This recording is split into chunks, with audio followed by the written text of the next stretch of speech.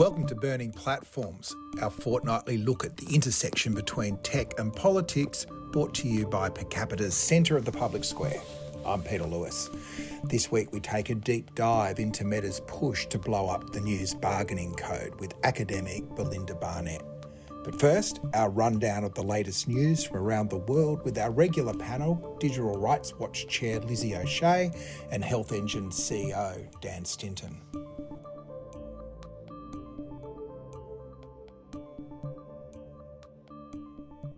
So we're joined in the virtual town hall tonight with a very special return guest, Belinda Barnett, who's a lecturer in media studies at Swinburne.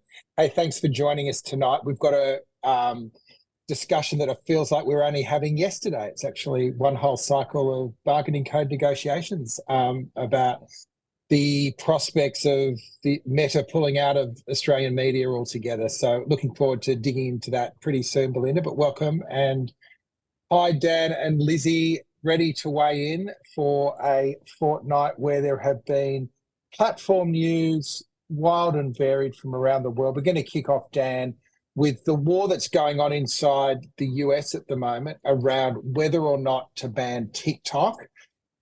There's a whole lot of moving parts there at the moment, including legislation that is being contemplated by President Joe Biden, and then Donald Trump's newfound love for TikTok because probably Joe Biden doesn't love TikTok. What's going on? And is it likely to infect the Australian political scene anytime soon? Yeah, it's a big story. I mean, a story that probably everyone is aware of because it's getting a huge amount of mainstream media coverage, or coverage everywhere, really. And that's no surprise because effectively, for those that may have been living under a rock and don't know this, so legislation is currently making its way through Congress that could effectively ban TikTok. I'll talk about how in a second. It's got bipartisan support mostly. The US House is slated to vote on the bill, I think even pretty soon, pretty close to us recording this podcast. So it probably will have done so by the time this is published, and I would assume that it's going to get through. And Joe Biden has actually said that he would sign the legislation, so he won't veto it. So I think it's looking very likely, actually, that this is going to take place. Now, to be clear, what they're proposing is not so much a ban on TikTok, but effectively is the same thing. It's requiring that ByteDance, which is the Chinese company that is the owner of TikTok, has to divest TikTok, and within 6 months, I think is the time frame or thereabouts. And if they don't, then the app stores of Google and Apple and all the web hosting companies will be banned from hosting the service on their servers. So, I mean, it's a huge story because TikTok has, I think, about 1 billion users globally, over 100 million users in the US, and it's the fastest growing social media platform in the world. I think it's currently 4th in the rankings, but on its way to becoming number 1 pretty quick. And as a side note, I think there's about 8 or 9 million Australians that use it every month as well. So it's a huge app. Look, the main reason for this is pretty simple. That the parent company of TikTok is ByteDance, and they're a Chinese company. And so as a result of that, the Chinese Communist Party, technically, if not practically, has access to all of the data that TikTok creates and has the ability to influence the feed that consumers see. I'm less concerned about the former because I don't think that the data collection of TikTok is any different to any other social media company, although there's plenty of problems with that. We've talked about it plenty, but I won't revisit it. But I am concerned with the ability for the Chinese Communist Party, I guess, to manipulate the feed that millions of Americans, and I guess similarly in Australia, millions of Australians see. And because, as ever, the feeds are personalised, there's no way of us to really know whether they're manipulating those feeds, that feed for good or ill. And that's a fundamental problem, I think, with any company which is based in China. Now, I mean, I guess the question is Australia going to do something similar? My guess is yes, we are almost certainly going to do it if this passes in the US because it's already getting ahead of steam up before this happens. So I would assume so. And I'm actually in support of it, but I think we've sparred on this before, so interested to hear what other people think. So I want to break it into two. Lizzie, is this any worse than what any of the other platforms do. There's not a whole lot of algorithmic transparency. In fact, we know that with the American platforms, they are being there are backdoors for their governments. What do we know about the link with the Chinese government, and is this something that we should be more concerned about than other platforms? Yeah, so they were. I mean, obviously, there's concerns, and at various points, representatives from TikTok have tried to reassure elected representatives in the US that that's not a meaningful concern. But I think the distinction as well between, say, TikTok and other social media platforms is that there is very little transparency around what goes into the algorithmic decision making that produces the feed. So it's not about necessarily relationships that you have formed actively on something like Facebook or Twitter, for example, or X. If there's almost no transparency around how the content comes before users and what kind of ends up going viral and what the criteria for that is. And it's hard to feel concerned about that without feeling pretty concerned about how other social media platforms do the same thing. So I appreciate that's not a total answer to the problem that's been raised in the context of this discussion, but I think it is worth saying that all social media platforms are to some degree in the business of propaganda production. They make a bunch of decisions about what kind of content will be platformed, will go viral, based on how they monetize or allow users to monetize their content. And they are political decisions. They're not somehow immune from the context in which they're made. So, quite famously, Facebook has faced serious criticism and acknowledged that in relation to contributing to the conditions that gave rise to genocide in Burma. The Rohingyans have suffered as a result of the military infiltrating various, Facebook groups and the like, and putting forward a particular vision of national unity that definitely excluded Rohingyans. And so that's not somehow a fanciful concept, or it's not as though companies that are headquartered in a country that nominally has rights or is a liberal democracy necessarily leads to better behavior in other jurisdictions. But is that the answer then, that everyone just bans what they don't like in their own country? I mean, you couldn't blame other countries if they do it. I mean, China does also place restrictions on US apps. So I don't know. Is that the solution, Dan, that everyone's entitled to ban apps they don't like? I mean, maybe that is a legitimate thing to do, but it does mean that you are kind of faced with a pretty nationalistic approach to regulating large tech platforms.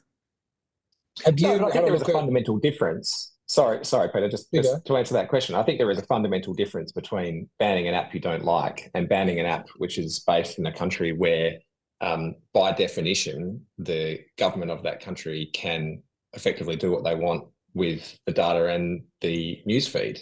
And we've seen, I take your point, it's bad enough, some of the downside consequences that we've seen from Facebook prioritizing engagement above everything else and above the consequences. What I'm concerned about is, what if there's something much worse going on and there's actually nefarious ends or trying to manipulate a population deliberately, as opposed to just trying to drive engagement? And that's what we just don't know. And that's the problem I've got. I think that puts TikTok in a fundamentally different position to all of the other social media apps, because the US government can't do that to Facebook. I mean, maybe it would be better, but they can't. I mean, are you sure about that, Dan? I don't know. I would just be cautious about assuming that about Facebook. I mean, there is documented examples of Facebook taking down certain kinds of political content at the request of governments, and that's well established. So I'm not saying the problem is necessarily comparable, but I think it is also naive to assume that doesn't happen to platforms headquartered in the US. Yeah, I take your point. I'm talking specifically about the US example here, though. I mean, there's not examples of the US government doing that. But sorry, Peter. So let me bring Belinda in. Have you looked at TikTok and the different models with other platforms in your work, and what's your take on the ban? Well, I take the point and agree that all social media platforms are basically propaganda machines. Yeah, so particularly something like Facebook. But I guess that the bad consequences or the social impact of that particular propaganda machine are not by design. So it's a profit motive. And if we can understand a profit motive and kind of allow for a profit motive in how we talk about Facebook. But with respect to TikTok, being in the hands of or potentially being controlled by a foreign nation, which is not particularly friendly towards Australia, you could actually turn that into weaponize it if you wanted to weaponize it. And so these bad social effects that we talk about all the time that Facebook has, they're not intentional. So they're not intentionally sowing social unrest, for example, or intentionally kind of destroying the fabric of a community. But that particular type of propaganda could be used by TikTok. So here's the thing.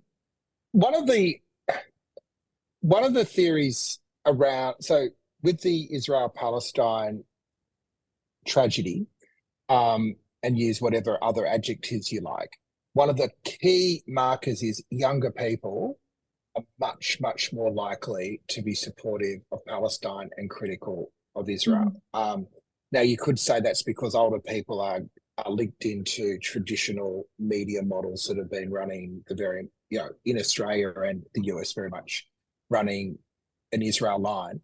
But the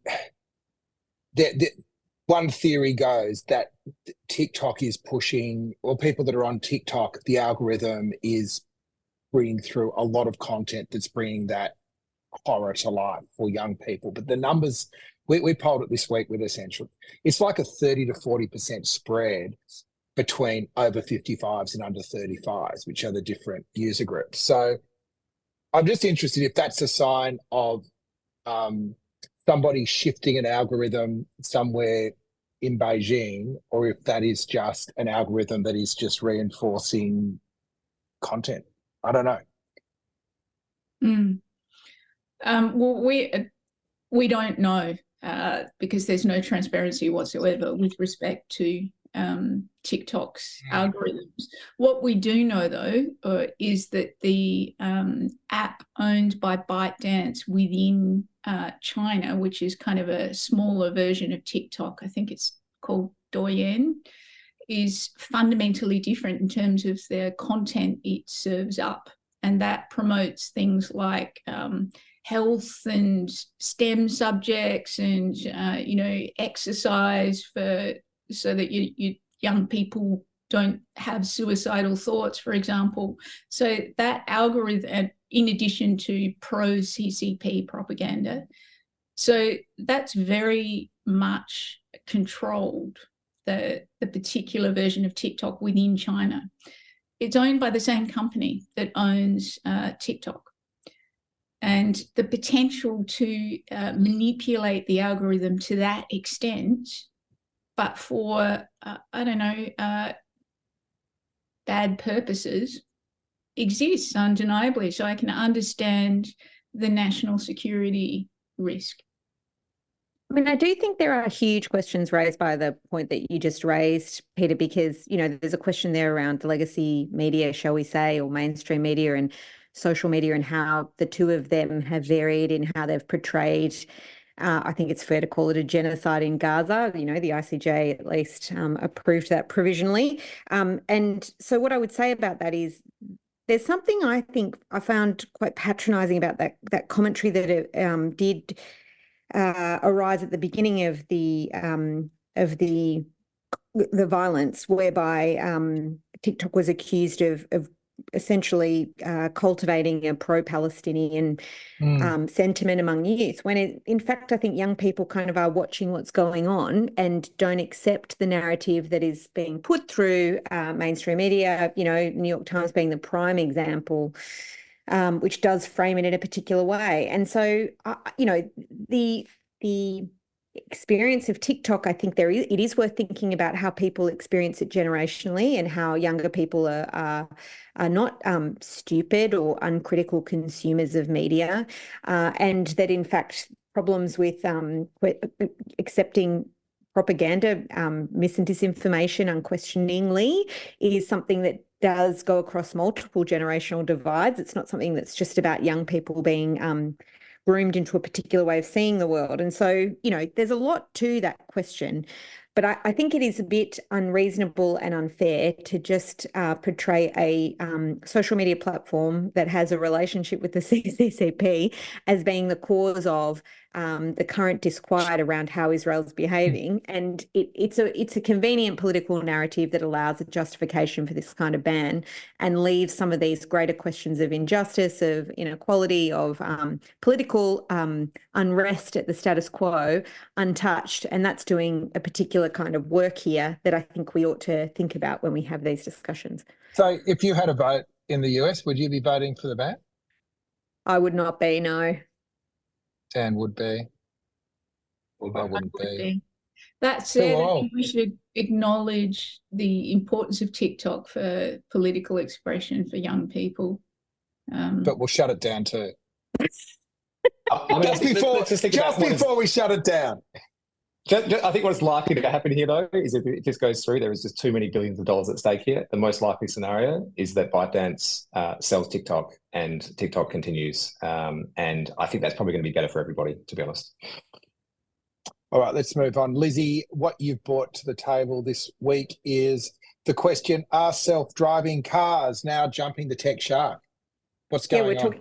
Talking about billions of dollars. There's a report in Bloomberg that's been covered in the rest of the tech press about Apple's car project. And I find this just such an interesting little social history. Essentially what the discussion is about is a 10-year project within Apple to build a car that cost about $1 billion a year. So $10 billion they blew on this project that was ultimately shut down. And it discusses the kinds of ideas that people in Apple had for building this self-driving car. The interesting thing is that it was precipitated almost by the fact that Apple appears to want to have acquired Tesla on the condition that Elon Musk stepped down, and that didn't work out. And so when that acquisition didn't take place, they started to develop the capability in-house, which I think is also a fascinating insight. But yeah, it's funny because, it's like those classic Apple moments where they, the car didn't have a steering wheel. At one point it lost its rear and front windshields, like just kind of, you can sort of imagine what it must have been like to sit around the design table. But what it raises for me is I do wonder, what is the utility of blowing 10 years and $10 billion on a project like this? What must it be like for the people who are clearly clever or whatever, that just have to work on this and then it gets shut down and nothing happens with it? There's a real question around whether the cheap money that was kind of available and the huge profits these companies were raking in recent years, whether that led to a situation of positive innovation or entrepreneurialism, and whether it's really how we see innovation taking place. And it sort of occurred to me reading about this story that Professor Mariana Mazzucato from Italy is out here in Australia, and she talks a lot about the need for different ways of thinking about innovation. She has this idea about mission-driven economies being the way in which we return capitalism to a system of innovation and entrepreneurialism and the like. And I've got my own kind of criticisms of that, but I see in this situation how that may be true. She sort of uses the example of the space race, where she said that collective and pursuit that was in part funded, to a decent degree funded by the state, then produced a bunch of ancillary innovations within public-private partnerships and the like. And that's the way in which we can spur innovation, not just allowing companies to do this on their own terms behind closed doors, because it doesn't always work. Anyway, those are the kinds of ideas that came to me when I was reading about this story, but I was interested whether anyone else would be interested in purchasing an Apple car if it ever got off the ground. Look, I think the whole self-driving car thing is interesting. It is kind of a tech moonshot, and you can see the logic. So many people die on the roads, and if there was a world where those people weren't dying on the roads, and there were better traffic flows, would that be a good thing? Probably. But it's also, would it be a better world where we didn't have to get in our own individual devices because we had really great public transport? Or my favourite moonshot, teleportation. Where is the innovation in teleportation? Because that would save a lot of friction in my life. Any minute now, Pete. Yeah, no, I'm still waiting. But seriously, the bit that gets me is that there's no, by looking that far in the forward, you're not looking at what the problems are that you want to solve in front of you. And these tech companies, like $1 billion a year is beer money, right? It's not like it's not a big investment. Beer money. But why are they putting so much? I don't know why. I don't know. I'm just asking lots of questions around this without an answer. Dan's probably a bit more coherent about this at this time of night because it's earlier in that. But I was actually strangely really encouraged by the fact that they put up stumps on this, but perhaps for slightly different reasons than what we've discussed so far. And look, I'm the resident tech pro on this podcast, and I'm leaning into that role more and more with every week, which I'm sure you're all loving. And I drive a Tesla, so good friction. But I also live on Apple devices, right? So, and I love their devices. I mean, I think they're fantastic. But this always troubled me because, yeah, on one sense, I'd love to see what Apple would do with a self-driving car, an electric car even, and I'd love to see. It'd be a beautiful design, wouldn't it? It'd be a lovely, no doubt, right? Experience. So I was attracted to it and of the idea of it. But here's the downside. Like, what I hated about it is this was a project. If Apple was successful in this project, then effectively what we are saying is that it's really only the dominant tech companies that can afford to do the kind of stuff that is in our everyday lives that we take for granted. And we'll end up living in a world which is basically controlled by Apple and Google and a couple of others, and that's it. And so the fact that they weren't able to make this work, and the fact that there is going to remain a Tesla, which is at this stage at least independent. I mean, it's got its own problems, not least its CEO, but anyway, we'll put that aside for a second. But I love the fact that this actually didn't get off the ground, because it gives me hope that we're not going to end up in this completely monochrome world, because I'd be the biggest victim of it, right? I'd end up buying the Apple car and probably the Apple house, and I'd have the Apple Watch and everything else, and it would just be I'd be even more boring than I am now on this podcast. So I'm thrilled that they couldn't get it off the ground. Not sure if that's what you're expecting, Peter. Belinda, anything on Apple and their forays outside their normal box? I'm just trying to imagine the self-driving Apple car and how it would be impossible to service, and you couldn't actually put your own petrol in, and yeah. Oh, you could take a ticket at the Apple store. I'm sure that if you waited long enough, there'd be a genie, and there'd be some inspirational dudes showing you where you could drive and everything. It'd be great. Anyway, let's keep moving. So I wanted to talk about my little foray into e-learning, and I've got to thank Amy Denmead, who is our human aggregator of all interesting news, which sort of drives a lot of our inbox. And she sent up this little story that the CSIRO had put out that was basically saying they were offering 1 million artificial intelligence scholarships in a bid to increase the nation's literacy of a technology estimated to be worth $4 trillion to the economy by the 2030s. And so this free introduction of Australian intelligence microskill course, which is part of the National AI Centre, coordinated by CSIRO and the Institute of Applied Technology Digital, is live. And she said, you've got to do it because I've just done it and you've got to do it. And so once I worked out how to enter the New South Wales TAFE portal, I got in. And sure enough, I was offered a free scholarship, which was normally a ticket price of $140 to go through 2.5 hours of modules, which are basically guys from Microsoft doing videos explaining how the technology will think and how the future is going to be all about using AI in your workplace to make your life better. I wanted to share, I can even probably share the screen because I'm halfway through the final course just to give you a flavour of what I'm learning in my tech course. So I just want you guys to just have a look at this, and I think it'll probably work if we've got the video working as well. This is, as always, seamless. So I don't even know if I'm allowed to do this. Can you see that? Can you see? This is my module, topic 5, AI today and tomorrow, where we start off with an inspirational quote, and then we go down and we get to learn about the Cray X power suit, which is like an automatic skeleton so I can pick up crates better. A lot of jobs in cybersecurity because we're collecting so much data that we've got to make sure that we're not going to be robbed. And there's Darktrace AI, which is an automatic cybersecurity. So there won't even be jobs there. But then, guys, the metaverse. And the metaverse, and then they tell us what the metaverse is going to bring us. And I just want to share this with you, Lizzie, particularly. Automated data analytics and cybersecurity processes, exciting.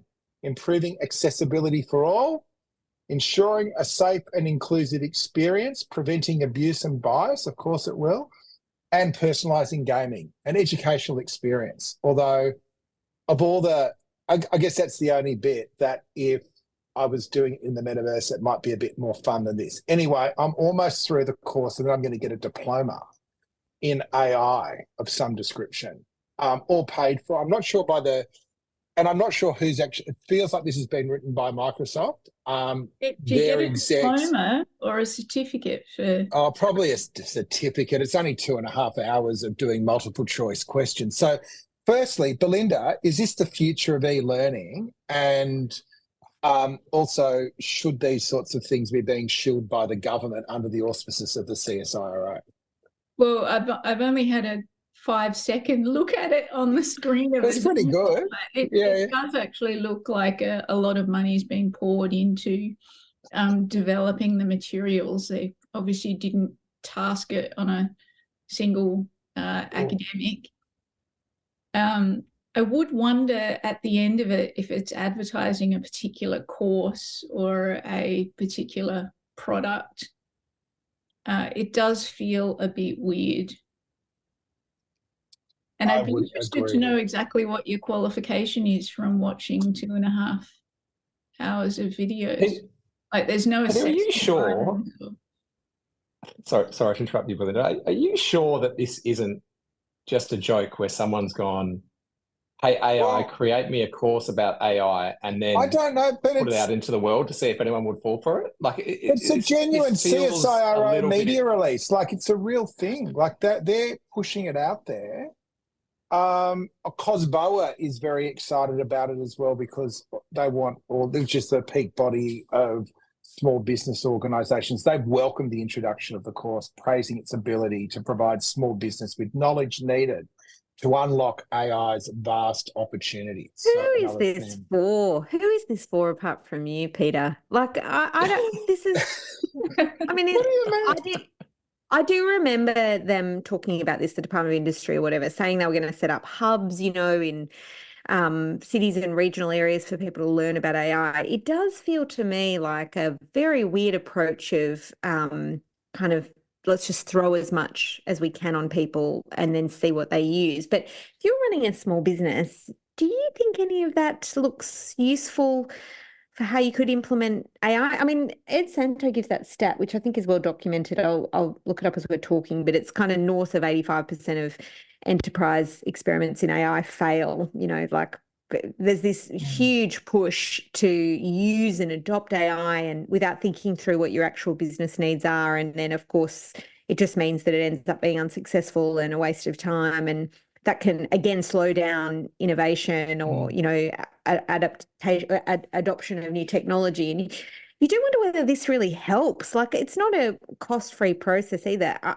understand the need to educate people in new technologies and demystify them and make them more accessible. But I also think there's an air of unreality about this, about what could come from it, like how small businesses and the like are supposed to implement this, when I think in reality, a lot of them are probably going to use products that they buy off the shelf from big companies. And then in those circumstances, we really need to be having conversations with them about how to do it well, how to make sure that I would say rights respecting, how to make sure the data is clean, how to make sure the data has been obtained with consent, how to make sure that, you're reading from the data the things that you want to know, and that data is capable of telling you those things. And so there's not this mismatch between how we use sophisticated technologies and what we learn from what we already know. So, like, I do wonder whether this is the right audience, and that there might be better ways that aren't perhaps as structured, that might be a bit more informal, a bit more fun, a bit more engaging and entertaining as well, that might bring people into the fold of understanding this technology with some critical faculties included, without, getting a certificate perhaps, but still improving educational standards or people's basic literacy. I think there's something to that objective, but this feels pretty odd. It feels to me like a mixture of embedding the techceptionalism, basically an uncritical eye on what the technology can do, but then also this sense that all you need to do is click a few boxes and it'll do it for you. So yeah, it was a very strange experience. Would you recommend it? I don't think anyone's going to learn anything out of it. Like but it might have come from a good place, as in the CSIRO decided they wanted to help educate the public about AI, and they've perhaps put money into something that is not tremendously useful. They pitch at the end, they're pitching you to do Microsoft certified courses. That's the thing at the end of it. So it feels very okay, right. So I can do it at the end if you want it more. I sound critical, but what I mean is I'm not opposed to people improving their literacy, but is this the right method? And also, aren't there other places we should be focusing on our scrutiny on for particularly small businesses, and this isn't perhaps the right spot? Oh, I don't know. And I just wonder who wants to take an online course like this. I feel like, it's a place for the ABC to intervene, maybe with entertainment They promised to do 1 million, so at least they've only got 999,998 to go because Amy did it too. Any final thoughts? Can I make one less cynical point before we move on? Go on. There is, yeah, it's my role, right? I've got to. Yeah. There is obviously utility. I think this is the point you made, Lizzie, so I'm probably saying this in a different way, but there is some obvious utility in trying to encourage as many people as possible to come up to speed on AI and the impact it's going to have. I, like many people in the business world, are actively considering all the ways that AI is going to impact on our business. Maybe you're not, Pete, you're shaking your head, but anyway. No, I was just wanting to agree that message from Lizzie. Okay, sorry. But anyway, it's So, and I just think, look, but I guess what is curious about this and potentially weird is just this does not seem like the format that you're going to get. I think the objective is a sound one. If that is an objective, this doesn't seem like the right way to go about it. But who knows? And I guess it's to round it off, there's this broader thing. How do we build tech literacy? And then how do we build critical tech literacy, which is also then part of digital literacy and broader, which is part of media literacy.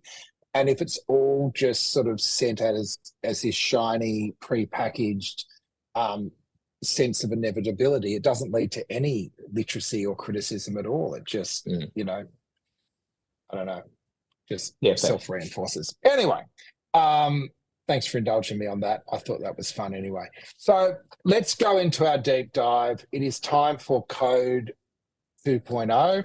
We had a good time a few years ago ripping each other to pieces on whether the News Media Bargaining Code was going to save Australian media or make things even worse. I think we all originally came with different perspectives, and the world is now big. What have we had in the interim? 3 years of Australian media, or some of them putting on journalists. Belinda's done the research into what the impact actually was in a paper that she released. But let's start, Belinda, by I do want to give Lizzie the floor at some stage because I know there will be a degree of vindication in her remarks. But let's start with, was the code that was landed a positive for the Australian media before we get to what's going to happen next? It undeniably brought a lot of money to Australian media and to journalism in particular that it desperately needed. And I guess over this 3-year period has resulted in more jobs for journalists and a kind of a reviving of certain newsrooms, for example. So yes, it's been a net positive, particularly in terms of the financial benefit to journalism.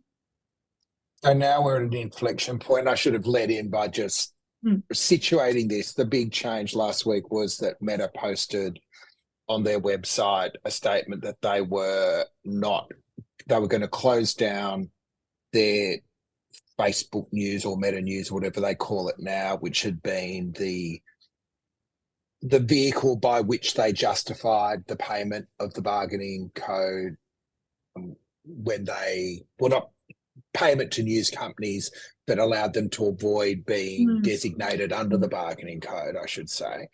So that they appear to be out. Things may play out differently. What impact do you think that will have from, and the work that you did was to try to get a sense of how much money had been put in from the various platforms? It's really hard because it's all under commercial incompetence, and Dan can choose to breach that confidence, which I'm sure he won't if he wants in a moment. But what's the threat? The threat? Well, the threat is that money is ripped away from media organisations that have become kind of dependent on it. So that would have an immediate impact. I guess the threat from Meta is to pull all news content completely, which I'm quite sure they would do. And they've been preparing for it for years now in terms of downplaying the importance of news content on their platform. They keep going on about the news tab, but that was actually hidden right inside the app. It was actually quite difficult to find. So they've been downplaying news content on their platform for some time. So of course it's not tremendously important to them, let alone the news tab itself. So they've pulled news content in Canada, and that's really not had a very good effect on the content on the platform, which has indeed and predictably become swamped with misinformation, more misinformation than usual. I'm curious about this because I must say, when this whole thing kicked off, I did wonder to myself, in Australia at least, whether this might be a consequence. I mean, maybe I'm interested to know whether Dan wondered this as well. So I can't imagine it's particular genius on my part, but I was thinking to myself, what would happen if all the news was stripped off the platform? And on one level, I was trying to muster the energy to feel worried about that, because I thought maybe Facebook will go back to what it was originally sort of aimed at, which is kind of sharing information about yourself with your friends and a genuine social network. I was surprised to read about the experience in Canada, about how bad it became. And I do wonder whether there's something, there's a bit of I guess, a disconnect in how these narratives are forming, because Facebook says, oh, well, very little of the kind of content that is shared on our platform is news. So it's not actually as valuable as the news media organisations claim. And yet equally, the experience in Canada at least seems to be that it was quite poor, that the environment is much worse in terms of discussion about public affairs. But I haven't delved too much into that. And I'm not advocating for Facebook to remove news, and I think the way they behaved was disgraceful in Australia, and really, I suppose, all around the world. I think how they've done this is pretty bad. So, and I think we're probably all in agreement on that. But I do sort of wonder whether whether the consequence might be of stripping news, that people are prone to treat Facebook as not a source of truth on anything, and will be returning to traditional kind of gatekeepers of this information. And I don't mean that in a pejorative sense, like, traditional mastheads for news and commentary that they can then be confident is informed. Or am I deluding myself? I mean, is that not likely a consequence? I genuinely don't know, and I'm curious what others think about it, because this is the reality we're going to be contending with in the not too distant future in Australia. Dan, you have a go. Look, where do I start? I won't prosecute the case for it again because obviously we've covered that enough. But look, I'm not at all surprised. I'm not even a little bit surprised that this has happened. And I don't think anyone at the large media organisations would be surprised by this either. Now, obviously, I'm no longer at a traditional media organisation, but I've still been reading about this with interest. And it was interesting to compare just the difference in the negotiations that took place some 3 years ago between Google and Facebook.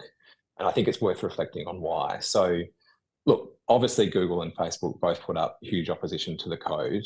But then once it was pretty much decided that it was going to become law, Google went into the process and negotiated tough, but I think fair deals with the media companies. Facebook was dragged to this largely kicking and screaming, and that was reflected in the discussions that we had with them. I'm not going to breach confidentiality though, Peter, and tell you what we deal, but I think I can say it was substantial. Since that time, though, Facebook Meta has largely made the entire news team redundant globally and in Australia. And in fact, the lead negotiator that we dealt with in Australia is now largely working on music licensing deals, as I understand it. So that was one signal. They've also said publicly, Zuckerberg has said publicly, that they are pivoting the app towards a influencer, the type of content instead of professionally curated content, which was another signal that they were going in this direction. And they have consistently said that news only makes up 3 or 4% of the engagement on their platform. Now, here's the thing though. Of course it does, because they've been making it go that way. And it's worth reflecting on why Facebook can do this and Google can't. Facebook is actually in the unique position, compared to Google at least, to be able to downgrade professionally produced news content, and has been experimenting with that for years now, and is able to keep its engagement levels up. And so therefore, I think it is true what they say, that news content is just not as important for their business. Now, that doesn't mean they're living up to their civic duties, which I'll come back to, but nonetheless, I think that's true. Google could never do that, right? I mean, if Google did not link to professionally produced news content, it would undermine the fundamentals of what they do, right? It would make their service far, far worse. And you could imagine then, let's say all the news companies decide to go and deal with Microsoft exclusively, that would really strengthen Microsoft's position with Bing over Google. So it's just, they're completely different positions. But I then now just... Whereas you're saying Meta can't be any more shit. Like, you can't make it more shit. But you can make it more shit. Well, this is the thing. They've got a closed environment, basically. They've got a closed environment. And what is likely to happen now is exactly as you've said, Lizzie, what's happening in Canada. They will likely be designated. I mean, maybe the government will be able to come up with some innovative way to strong arm them to keep news content on their platform. But let's assume that they can't, but based on the Canadian experience. And then so as a result of that, you're going to see exactly what you said. You're going to see even more shit and even more misinformation being peddled onto their platforms in the short term. And look, the consequences for that, when over half of the population currently get their news from Facebook or from Facebook's products, is substantial, or from social media, is substantial. But I think I kind of share your optimism a little bit, Lizzie, and we touched on this when it came to AI on our last show. Like, it's going to get so crap.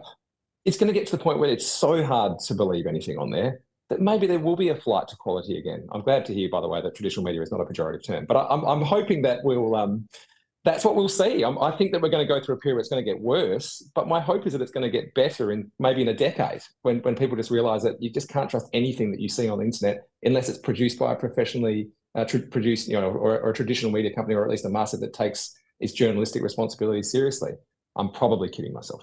Well, nobody read New Idea for the news stories. Do you know what I mean? They knew that it was kind of content that was generated about celebrities for entertainment, really.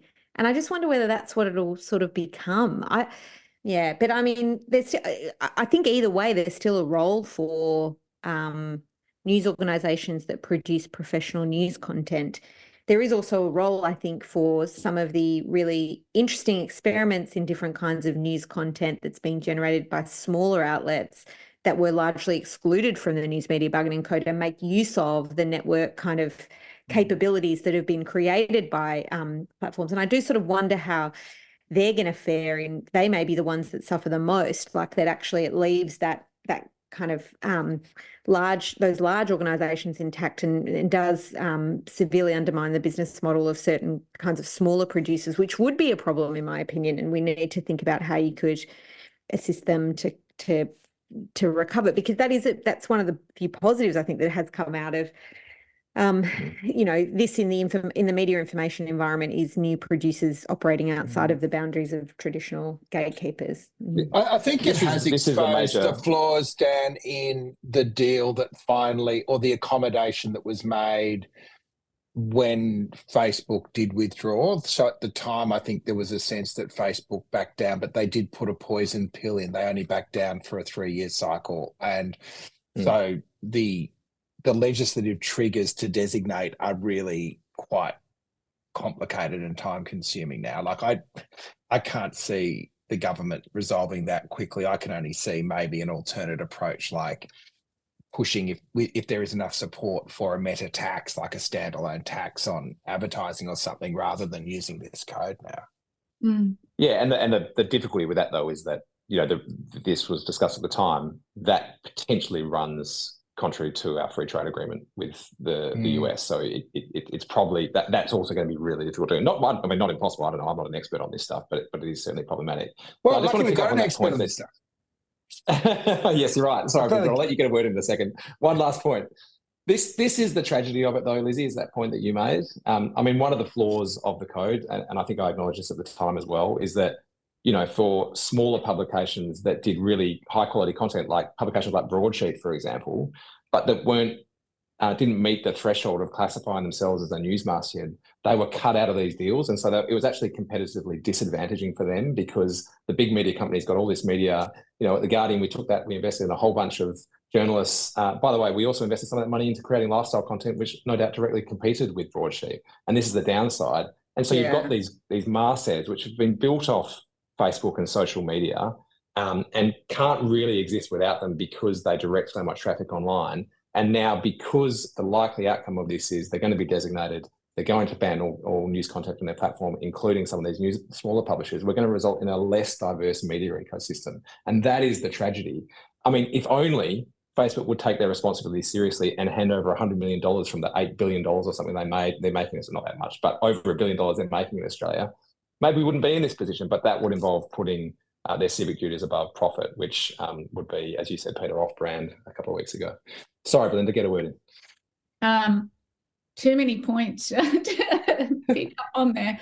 I forgot to add when I was talking before, if we look at X, or what used to be Twitter, as an example of a platform that for 3 years now has had facts pulled away from it, the trust and safety team dismantled, news downgraded strongly in terms of its prominence on the platform. It's tanking. I know it's tanking because of Musk, largely because of those decisions, but it's a really good example of a platform that has removed news and journalists from its heart. And really, before Musk took over Twitter, it was absolutely central to the news cycle, and news content drove a lot of the engagement on that platform. So he's removed that, the prominence of it, and it's tanked. And there's part of me that really strongly agrees with what Dan was hoping for. That is that when we have a mass experiment like Facebook removing news content and factual content from its platform completely, so it does become this inevitable mess of misinformation, that will have an impact on whether or not people use it. Yeah. That's my point. The risk is that they keep it just good enough that doesn't happen. The risk is that they don't go full Musk level. We don't give it let hell rain, but they go. It's just good enough to keep news content, though. It becomes this. No, I know, but my point is that they give enough attention to just keeping the content of a sufficient quality that and believable enough quality that not everyone abandons the service as they have for Twitter, and therefore it just becomes a bigger disinformation vehicle than it already is. But let's see. So I want to talk about the broader way, like, because it's about the news industry, this will dominate public discussion over the next 6 months because the media is the most important story that the media will ever cover. And I know that for, I think, 3 of the 4 of us, we lent in heavily behind the bargaining code last time. My main motivation was because it looked like it was part of a well thought through framework to regulate the platforms more broadly, which was the Digital Platforms Inquiry from Rod Sims. Because of the power of Murdoch and the weakness of the Morrison government, that was the one thing that they went on strongly, and they got it in. Since then, there have been a whole lot of other parts of that Digital Platforms Inquiry, including privacy law reform, including disinformation and misinformation, including the limits on the programmatic advertising, Dan, including support for public interest journalism. The list goes on, where the government of both sides have either slow walked it, or the media companies have actually got in the way of the other reforms, citing commercial interest as opposed to the public interest they cited when it came to the news media bargaining code. So I think for me, it is hard to feel like this is a good guy versus a bad guy battle. I don't think the media as a mass have acted in good faith on the broader part of regulating the platforms, which makes it, while I feel that the bargaining, like Meta's, to Lizzie's point, while Meta's departure and their, acts of bastardry are self-evident, I find it harder just to lean into it this time around. I don't know what you think, Belinda, and what you think, Dan, now you're in the cheap seats. And then I'll let Lizzie claim a bit of vindication from her position a few years back. Look, Peter, I'm still supportive of it. I still think it was worthwhile doing. And I think on balance, I acknowledge the many flaws of it that have come out, but I think on balance, the fundamentals of this remain, and that is that we're reliant on these platforms for traffic, and we compete with them in the digital advertising market. And so whether it's right or wrong, it's just a market failure, and it's a market failure that involves a public good, which is journalism. And therefore, I still think it's supportive. And even if Meta goes through with what we're predicting it's going to go through, I still think Google won't, and Google takes their civic responsibilities more seriously, and it's harder for them to do it, as I mentioned earlier. And therefore, I still think this has resulted in, even without Facebook, hundreds of millions of dollars flowing into the news media ecosystem. And despite its shortcomings, I still think it is for the good. So I'm still supportive of it. But over to others to take the different view if they feel. Belinda, you're back, which is great. What's your do you feel as passionate about this as you did last time around? So I still am in support of the News Media Bargaining Code, and actually would like to see the government designate Facebook, not Google, but Facebook in particular. So it will be difficult in that Facebook is going to strongly react. It will become rife with misinformation, just as we've seen in Canada, which will have a social effect. So, I find that really scary to think of, but I also think that journalism in particular needs support in this country. And if it's been operating well as a threat, the code, for 3 years, but it's clearly not operating as a threat anymore. And so if we don't designate Facebook, then it's useless. The code is utterly useless.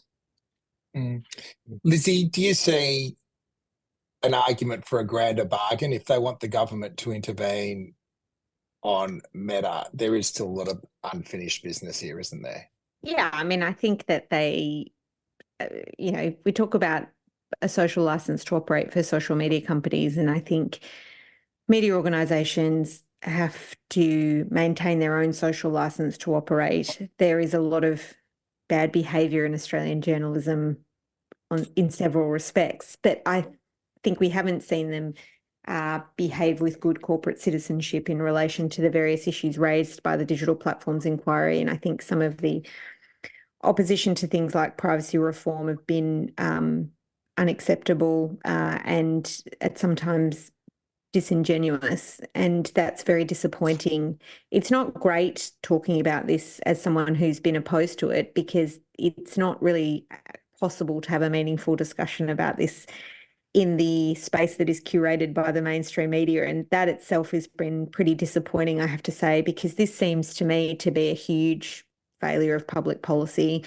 There are other methods that could have been adopted, including notwithstanding the comments you made, Dan, but around tax and free trade obligations, but there's many, many ways in which companies, social media platforms can be regulated to make them better for users, better for society, to better impose the obligations that come with their social license. And I don't think this has achieved that. I also think there's huge gaps in our understanding of how the money that came out of this process was used, and it's not always been used to produce quality journalism. And on those metrics, this just does not look like a successful example of social policy. And it's immensely disappointing to me, because I think it's one of the most critical things we need to get right. I would like to see some greater maturity from the government about tackling the problems with journalism, improving and protecting people's capacity to produce public interest journalism, including in regional and rural areas in particular, and including supporting, I think, public infrastructure and the public broadcaster, as well as facilitating new forms of journalism that have been made possible by the internet and, social media networks for that purpose. So I would like to see the government tackle that problem with maturity, and also tackle the problem of regulating social media platforms, in particular their business models, targeting the things that give rise to the most social and personal harms, rather than facilitating a system of private transfer between social media platforms and news media companies. So it's a sign to me that we need a more maturity in our policymaking environment if we're going to tackle the problems that we're starting to see in the 21st century. Final words, Dan. Oh, look, I think I've covered my position. Lizzie and I disagree on this with respect, I think, as we did 3 years ago and as we do now. Whereas I just blow in the wind. You do blow in the wind. I've recruited one of you. I know. But I don't think it's as black and white as it was portrayed. And I've never in my 30 years working around the media seen an issue that is so elevated by the media as that one was. And, there are so many times when you try to get a voice into a public debate around an issue around digital rights, and that was killing season. And here's the thing, though. It's hard. My experience is obviously hugely coloured by, being managing director of The Guardian when this happened. And we negotiated these agreements. I hired over 50 journalists off the back of it. It absolutely made us better able to compete with the larger players, and has established The Guardian firmly as a significant voice. And do you think that will all go backwards if Meta pulls the money? I don't think Meta, no, but I think we'd be seriously undermined if Google was to do it. I mean, the deals that Google did, I think without going to the specifics, the deals that Google did were on balance far larger than the deals that Meta did. And so even with Facebook going away, I don't think The Guardian's position changes. I'd also note, because I feel at the risk of being defensive, The Guardian's position on privacy wasn't quite the same as the other media. No, they had a very enlightened managing director for a while there, Dan. Any final I'm sure they still reflections? Do. So, Belinda, any final sort of thoughts on where this goes? I'd like to see the News Media Bargaining Code thrive and Facebook designated, but more importantly, to look at new forms of income and new platforms, and in particular at AI and training data. So there are new ways that we can look at it, I guess. Indeed. The way that media is being used by technology is changing constantly, and it feels like that there will always be a degree of chasing the regulatory tail. Anyway, it's late. Thank you guys for your time. If you've listened to this, thank you. I'm not sure how scratchy this was. We will hopefully edit out Belinda's use of her home net nanny, which I'm very impressed by personally, and I wish I'd set it up a decade ago. Lizzie, you could potentially have you got Henry on devices yet, or are you keeping him clean? No. He likes to talk on the phone, but I don't know who he's talking to. Yeah. He likes to sit there and do a podcast with people staring into a screen. Terrific. Thanks. We'll talk again in a fortnight, guys. Bye. Thank you, folks. That was Burning Platforms, brought to you by Per Capita's Centre of the Public Square. It was recorded on March 13 and produced on Naarm land by Rebecca Connell. Talk again soon.